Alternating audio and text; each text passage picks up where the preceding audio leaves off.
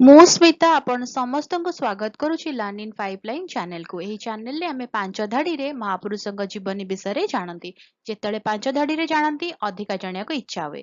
ଯଦି ଅଧିକା ଜାଣିବାକୁ ଇଚ୍ଛା ଅଛି କମେଣ୍ଟରେ ଜଣେଇବେ। ଆମେ କଣ କରିବା ନା 10 ଧାଡି 15 ଧାଡି ବା ଲମ୍ବା ଏସେ ମହାପୁରୁଷଙ୍କ ବିଷୟରେ ନେଇକି ଆସିବା। ତାହେଲେ ଆଜିର ଭିଡିଓରେ ଆମେ ଜାଣିବା ଆଉ ଜଣେ ମହାପୁରୁଷଙ୍କ ଜୀବନୀ ମାତ୍ର 5 ଧାଡିରେ। ଆଜିର ଭିଡିଓରେ ଡିସ୍କସ୍ କରିବା ଗ୍ରୀଷ୍ମ ଋତୁରେ ଭ୍ରମଣ କରିବା ପାଇଁ 5ଟି ପ୍ରମୁଖ ସ୍ଥାନ ଆମ ଓଡ଼ିଶାରେ।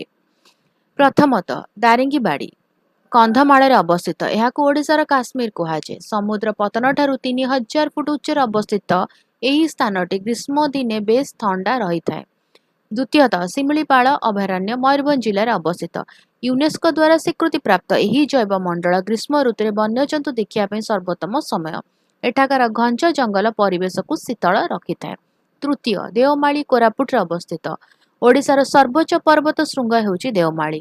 ଏଠାରେ ବର୍ଷସାରା ପବନ ଓ ମନୋରମ ପାଣିପାଗ ଅନୁଭୂତ ହୁଏ, ଯାହା ଗ୍ରୀଷ୍ମ ତାପରୁ ମୁକ୍ତି ଦେଇଥାଏ।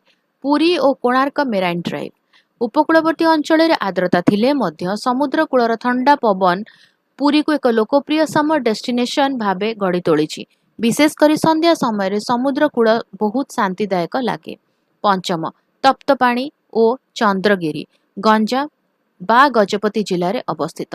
ତପ୍ତ ପାଣିର ପ୍ରାକୃତିକ ଉଷ୍ମ ପ୍ରସବଣ ସହ ଚନ୍ଦ୍ରଗିରିର ବୌଦ୍ଧ ମନ୍ଦିର ପରିଦର୍ଶନ ଏକ ନିଆରା ଅନୁଭୂତି ହୋଇଥାଏ। ଏହା ପାହାଡ଼ିଆ ଅଞ୍ଚଳ ହୋଇଥିବାରୁ ଏଠାରେ ପ୍ରାକୃତିକ ସୌନ୍ଦର୍ଯ୍ୟ ଭରପୁର ରହିଛି। ଭିଡ଼ିଓଟି କେମିତି ଲାଗିଲା ମୋତେ କମେଣ୍ଟ କରିକି ଜଣାଇବ। ଯଦି ଭଲ ଲାଗିଲା ତାହେଲେ ଲାଇକ୍ କରିଦେବ। ଯଦି କିଛି କ୍ୱେଶ୍ଚିନ୍ସ ଅଛି ଡାଉଟ୍ ଅଛି କମେଣ୍ଟରେ ଲେଖିଦେବ, ଆନ୍ସର କରିବା।